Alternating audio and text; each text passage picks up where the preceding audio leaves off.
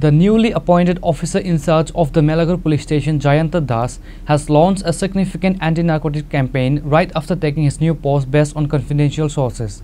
In this massive sweep, approximately 65,000 cannabis saplings were eradicated in Srinagar area.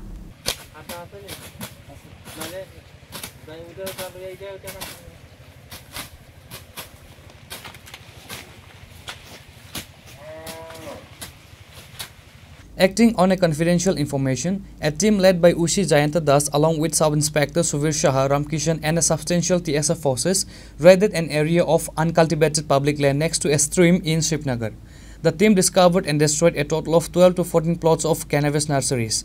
In this massive sweep, approximately 65,000 cannabis saplings were eradicated. During a media interview, Ushi Jayanta Das confirmed that this was just the beginning. He stated that the anti-drug drive would continue, signaling an ongoing crackdown on drug-related activities in the area.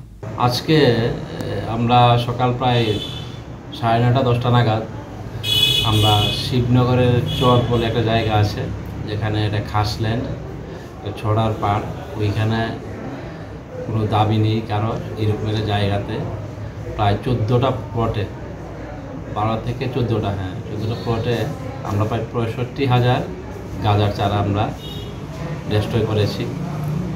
তো এই যে operation ছিল এই অপারেশনে আমাদের থানার অন্য sub inspector দুজন ছিল, সুবীর সাহা এবং রামকৃষ্ণ, এবং এছাড়া আমাদের টিএসআর স্টাফ পিএস স্টাফ নিয়ে আমরা ওইখানে আমরা এই অপারেশনটা আজকে সাকসেসফুলি করি।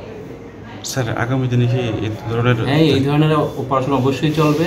আমাদের এলাকাতে কোনো ধরনের গাঁজা চাষ বিক্রি যেন না হয় সেই জন্য আমরা প্রথম থেকেই আমরা চেষ্টা করছি। Bureau report চিনিখরান।